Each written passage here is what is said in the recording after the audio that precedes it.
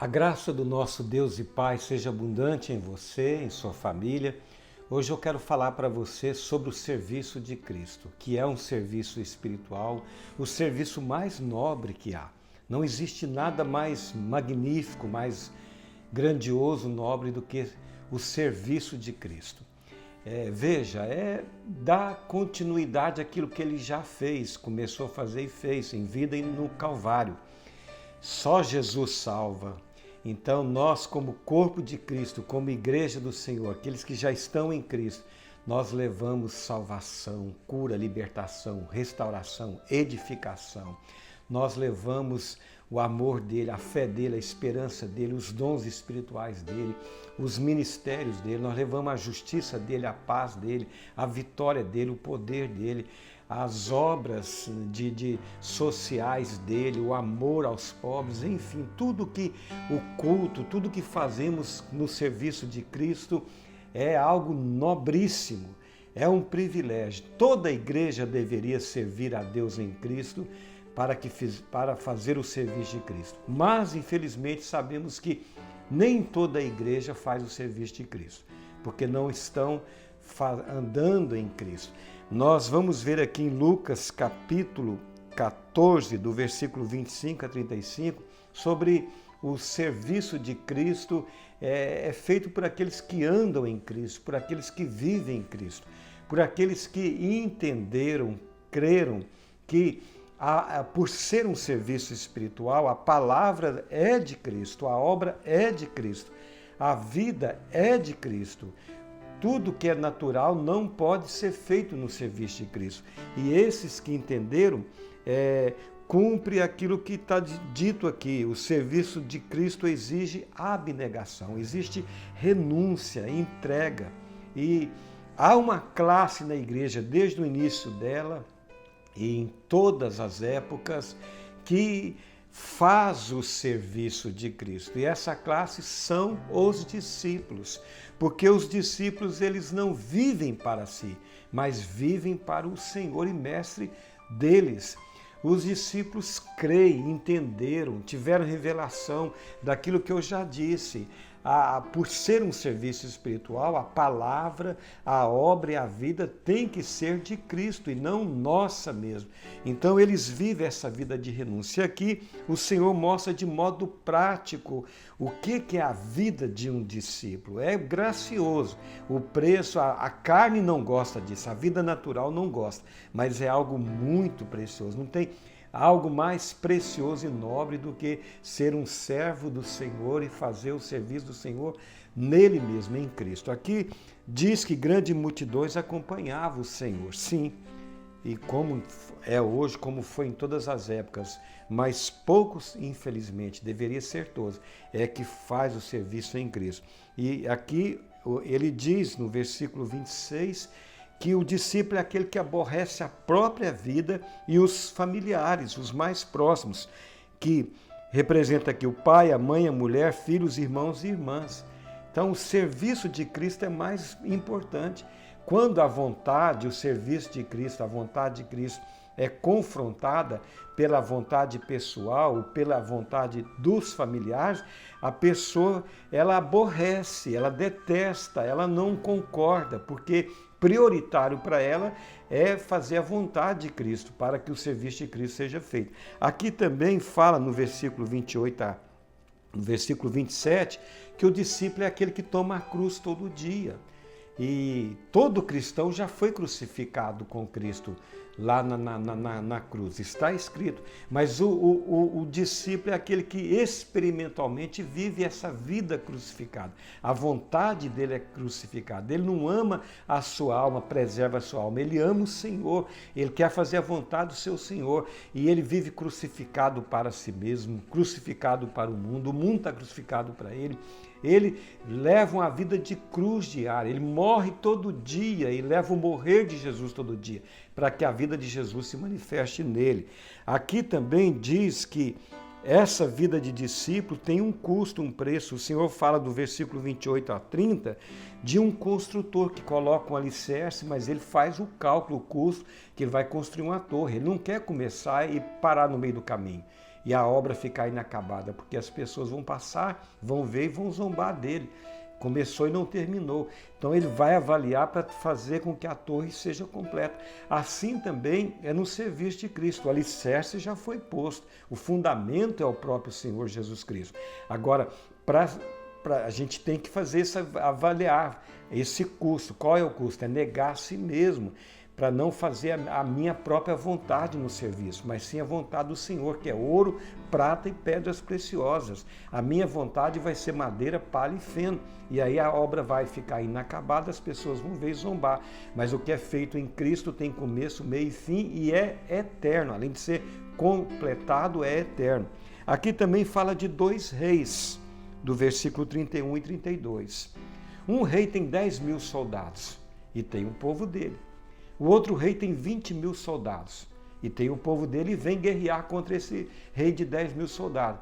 O rei de 10.000 soldados poderia ter enfrentado, poderia ter vencido, mas a possibilidade era mínima, porque o outro rei tinha 10.000 soldados a mais. Então ele envia uma embaixada pedindo condição de paz. Ele aceita a exigência do outro rei.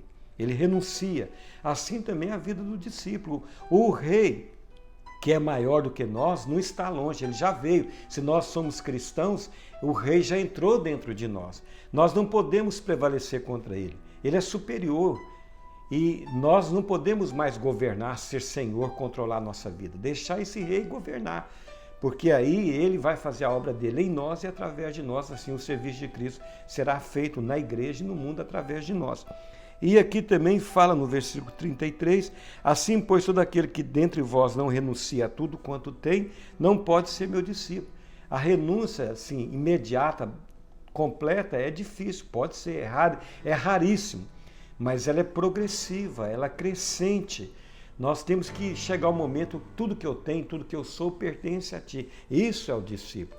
E no versículo 34 diz, o sal é certamente bom. De fato, o sal é bom. É necessário, tem sal no nosso corpo e nós também precisamos do sal. Vamos fazer um paralelo entre o sal, um tipo, e o verdadeiro, a vida de Deus, porque a Bíblia diz que nós somos o sal da terra por causa da vida de Deus. Então a realidade é a vida de Deus. O sal é alimento para nós. A vida de Deus é alimento para nós. E quando é o serviço de Cristo, ela se torna alimento para a igreja e para o mundo. O sal dá sabor, dá gosto, tempera. Uma comida temperada, salvífico, um pouquinho de sal, já fica delicioso. Assim é a vida de Deus. É ela que dá sabor em nós, tempero, dá gosto e faz com que nós levemos no serviço de Cristo essa realidade para a igreja e para o mundo. O sal também preserva, conserva, para que não perca. No mundo antigo não havia geladeira. Eles temperavam as carnes, colocavam nas latas e preservava muitos dias, não perdia. Assim a vida de Deus, ela preserva, conserva a nossa espiritualidade, não permite a nós nos perdermos. E quando nós levamos essa vida, vamos no serviço de Cristo, nós vamos levar essa vida conservada e não perdida, não corrompida. O sal cicatriza e cura, cicatriza feridas e cura feridas. Assim é a vida de Deus, Ele é que cicatriza, Ele é que cura, Ele é o Senhor que nos sara e no serviço de Cristo leva a cura a outros. O sal também, ele limpa. Se cai algum produto na roupa, no chão, algumas manchas são tiradas pelo sal. A vida de Deus em nós nos tira toda mancha, todo pecado, toda sujeira, vai nos limpando, e no serviço de Cristo, essa vida vai levando limpeza também para dentro da igreja e para o mundo. O sal também, ele tira todo o mau cheiro. Onde tem um mau cheiro, joga sal, está sentando mosquitos, moscas. Joga sal lá, os mosquitos, as moscas vão embora e o mau cheiro desaparece. Assim é a vida de Deus. Toda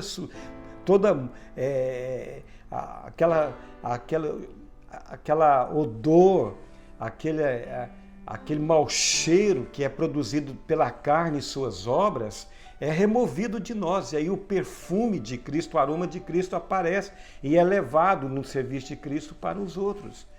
O sal também, se a pessoa come muito sal, ela vai ter sede e vai fazer mal para ela, no natural.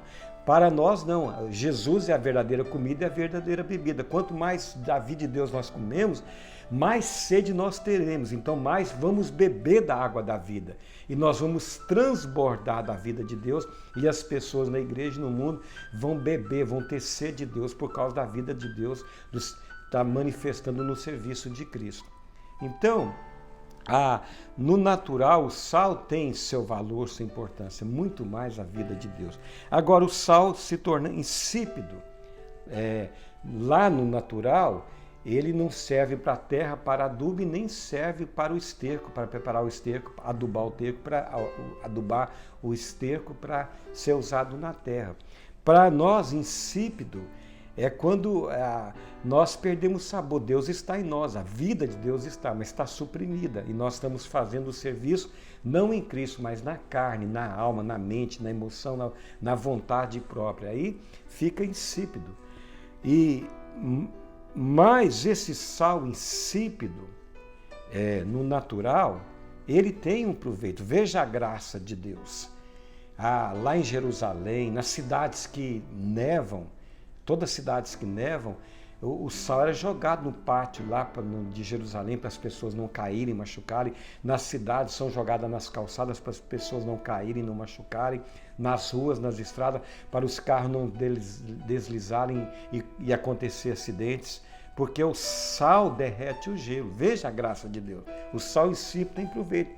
A vida de Deus também está lá escondida em você, em mim.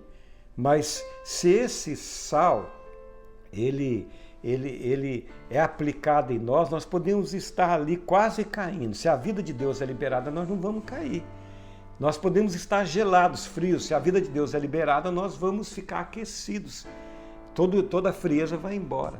Veja, e Jesus termina: quem tem ouvidos para ouvir, ouça. Vamos ouvir o que Jesus está dizendo. Vamos ouvir o Espírito Santo.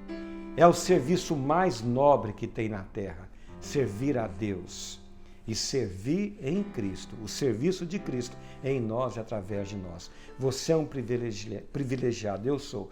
Vamos nos render a Ele, nos entregar para ter essa vida de abnegação, porque a palavra é de Cristo, a obra é de Cristo, a vida é de Cristo no serviço de Cristo, porque é um serviço espiritual.